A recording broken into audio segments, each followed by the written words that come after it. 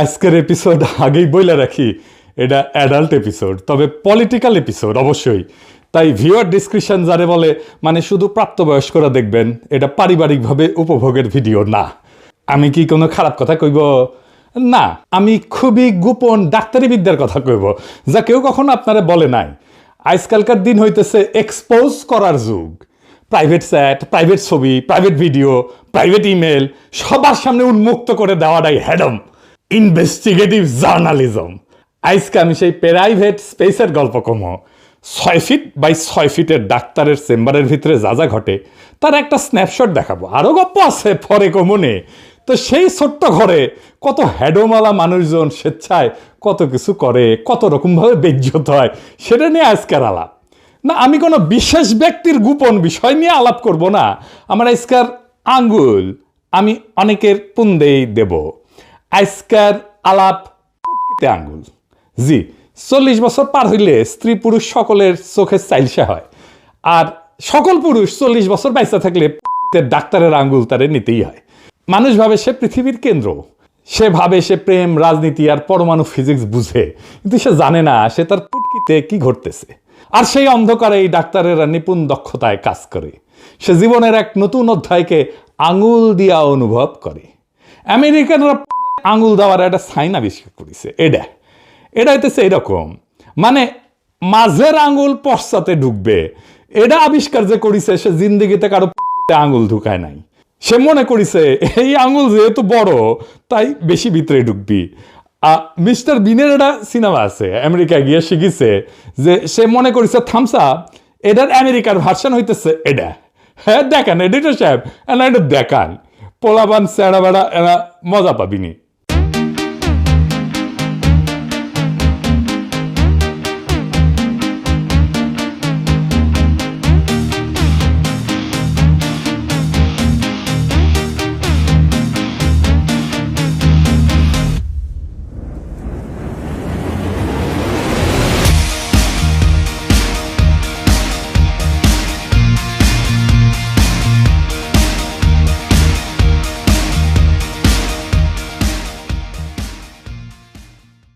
কিন্তু কথা হইতেছে আপনার এই আঙ্গুলটা বড় হইলেও এটা ভিতরে ঢুকবি না। হ্যাঁ, বেশি বড় জোর এই পর্যন্ত ঢুকবি, এইখানে এসে আটকে যাবি, এই যে এটি আটকে যাবি।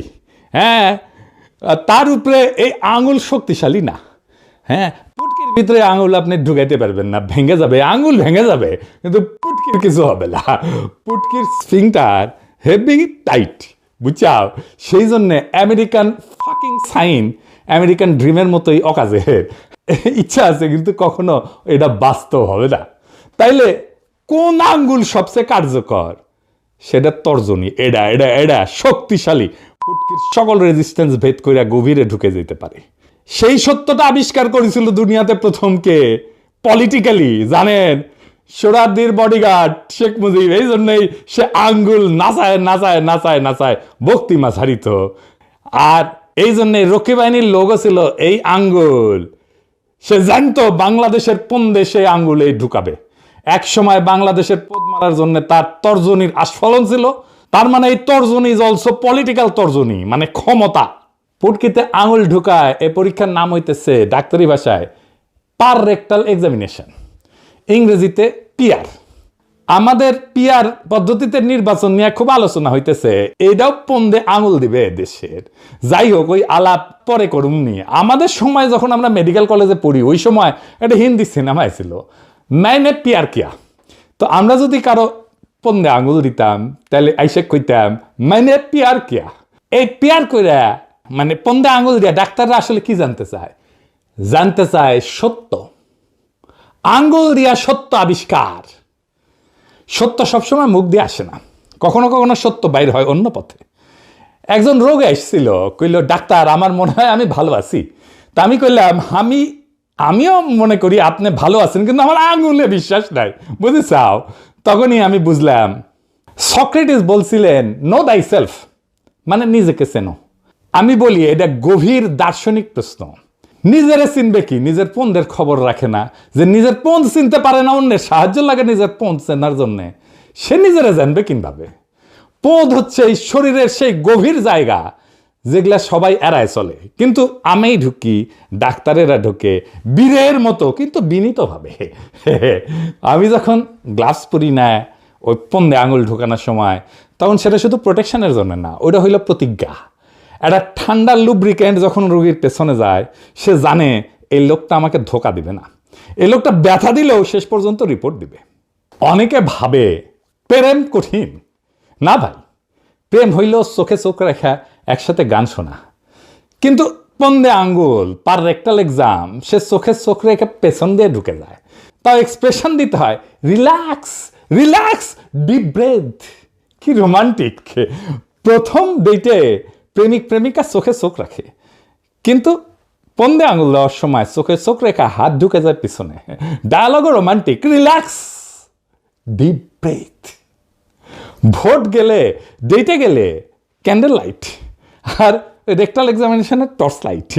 ভালোবাসা আসে হৃদয় থেকে, আর সত্যটা আসে অন্য জায়গা থেকে। লোকে বলে তরবারির চেয়ে কলম বেশি শক্তিশালী। আমি বলি আমার তর্জনী এই দুয়ের চেয়ে শক্তিশালী।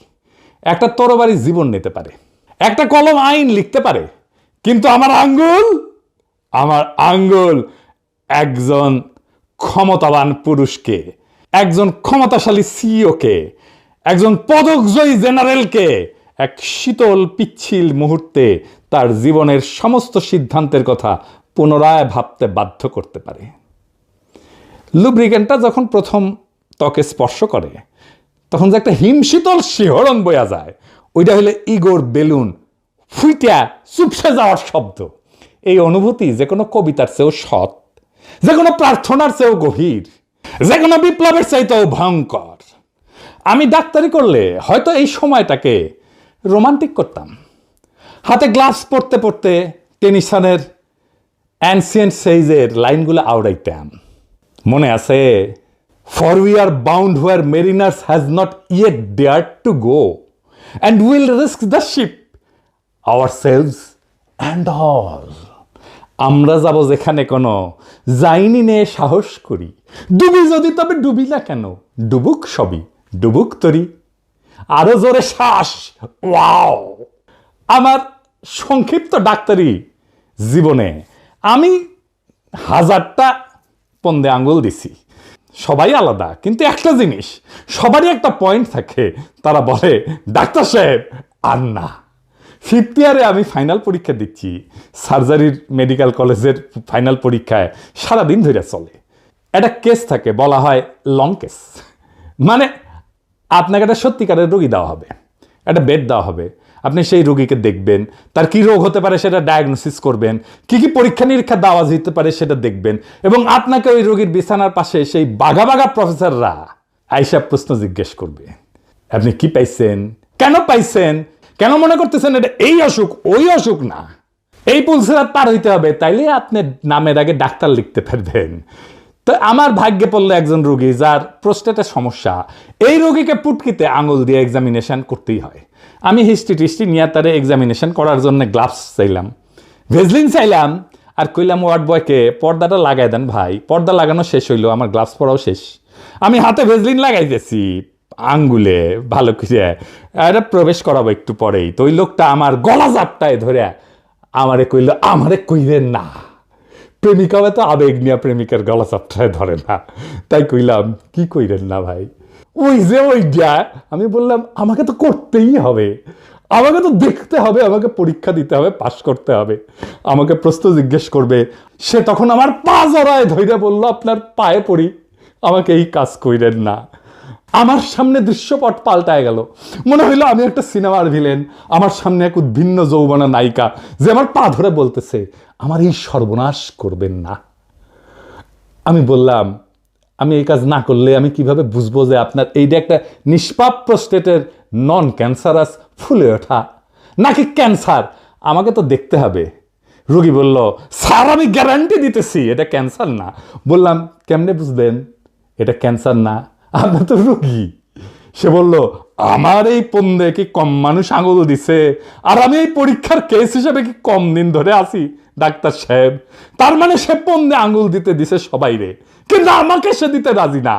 আমার মনে হইল সেই সাইদ খোকনের মতো, বারবার শুধু আমার সঙ্গে, বারবার শুধু আমার সঙ্গে, কেন? আর মানুষ পান নাই, বারবার শুধু আমার উপরেই, বারবার শুধু আমার উপরেই, কেন কেন? আজকে আপনি যতই বিব্রত হন, আপনার মুক্তি নাই এই পুন্দে আঙুল ঢোকানোর পর্ব থেকে। জাপল সার্ট বলছিলেন human is condemned to be free. আমি বলি human is condemned to be fingered. হ্যাঁ, আপনি প্রেসিডেন্ট হইল আপনার রক্ষা নাই। জো বাইডেনের পশ্চাতেও আঙুল ঢুকে, আমাদের সুপ্পুর প্রস্টেটে ঝামেলা আছে, ওর পুটুতেও অনেকেই আঙুল দেয় নিয়মিতই। তাইলে আসল ক্ষমতা কোথায়? ডাক্তারের আঙ্গুলে। ফুকো বলছিলেন পাওয়ার সার্কুলেটস। আমি বলি ক্ষমতা ঘোরে না, ঢোকে সোজা আঙ্গুল হইয়া। অরওয়েল বলছিল big brother is watching you. আমি বলি big brother is fingering you. Surveillance camera না, গ্লাভস পরা হাতি আসল ক্ষমতা, এটাই রিয়েলিটি চেক। আর এই পরীক্ষাটা কিন্তু ফ্রি না। প্রত্যেকটা মেগা প্রজেক্ট, প্রত্যেকটা নতুন আইন হইল আঙ্গুলের আর একটা ধাক্কা, যা আরো গভীরে যায়। তারা এটাকে উন্নয়ন বলে, কিন্তু জনগণ কেবল চাপ অনুভব করে। আর দেশের মিডিয়া, তারা হইল রাষ্ট্রীয় লুব্রিক্যান্ট। রাতের টকশোগুলোতে তারা এমনভাবে পিচ্ছিল পদার্থ লাগায়, এমনভাবে বোঝায় যে এইবারের আঙুলটা আগের বারের চেয়ে ভালো। আর এই অস্বস্তিটা আসলে অগ্রগতির লক্ষণ। তার এমন এক পিচ্ছিল বয়ান তৈরি করে যাতে ক্ষমতার আঙুলটা বিনা বাধায় ঢুকে যেতে পারে জনগণের পশ্চাৎ দেশে। আর জনতা কেবল শূন্য পকেট নিয়ে বসে থাকে। ক্ষমতা আর এই আঙ্গুল শুধু ঢুকে না, ঢুকে জানান দেয় এর নামই শাসন। জনতাকে বলা হয় এটা আপনার ভালোর জন্যেই, জাতির স্বাস্থ্যর জন্যে এটা একটা রুটিন চেক আপ। সরকারি দলের আঙুল অভিজ্ঞ, কড়া পড়া, সে সব সংবেদনশীল জায়গা চেনে, কোথায় চাপ দিলে কাঙ্ক্ষিত প্রতিক্রিয়া পাওয়া যাবে সে জানে। আর বিরোধী দল, তারা নতুন লুব্রিকেন্ট মাখানো গ্লাভস হাতে নিয়ে অপেক্ষা করে আর প্রতিশ্রুতি দেয় এক কোমল স্পর্শের, এক গণতান্ত্রিক অনুসন্ধানের। কিন্তু জনতা এখন সব বোঝে। 40 বছর পর পুটকিস ফিংটারও আঙুল চিনতে শেখে। সে জানে আঙুল বাম দলের হোক আর ডান দলের হোক, গন্তব্য একটাই, লক্ষ্য একটাই, রাষ্ট্রের প্রস্টেট গ্রন্থি পরীক্ষা করা। আর প্রতিবারের ডায়াগনোসিসও একই, benign prostatic hyperplasia of the state.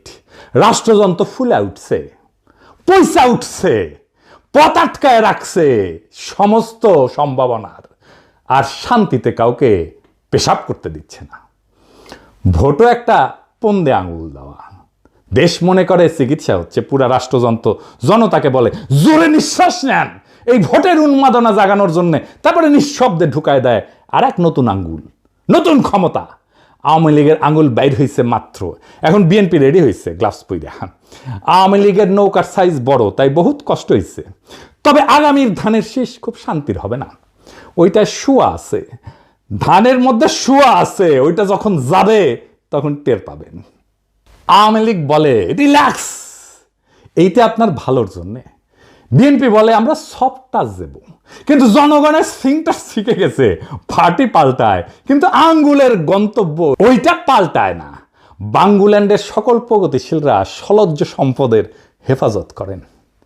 নেরিবাদী, প্রগতিশীল, ধনবাদী মানে যাদের ধন বড়, এলিট বুদ্ধিজীবীরা সাইরেন বাজাইলাম, এডিটর সাহেব সাইরেন বাজে দেন। এই প্যান্ডোরার বক্স আপনারাই খুলিছেন, কল্পনাও করতে পারতেছেন না কিভাবে হুতায় দেওয়া হবে আপনাদের দেখানো অস্ত্র দিয়াই।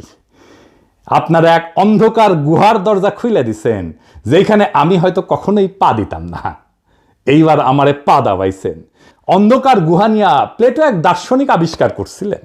প্লেটোর গুহার এক ধরনের উপমা, অ্যালিগরি বলে আর কি, যা দিয়ে বোঝাইতে চাইছিলেন মানুষ আসলে সত্য দেখে না, তারা সত্যের ছায়া দেখে। গল্পটা কেমন? এটা ফিলোসফির, দর্শনের একটা খুব গুরুত্বপূর্ণ এবং মৌলিক গল্প। আসেন গল্পটা শুনে দেখি।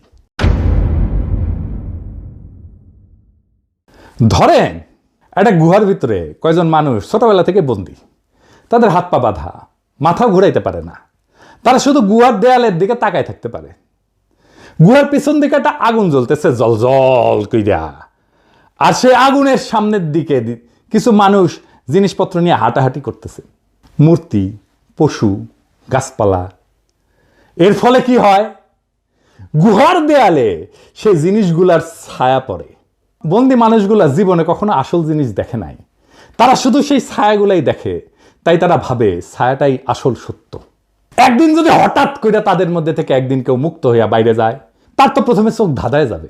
সে দেখবে, আরে এতদিন যেগুলোকে আমি সত্য ভাবছিলাম সেগুলো আসলে ছায়া, আসল সত্য বাইরে সূর্যের আলোতে বাস্তব জগতে।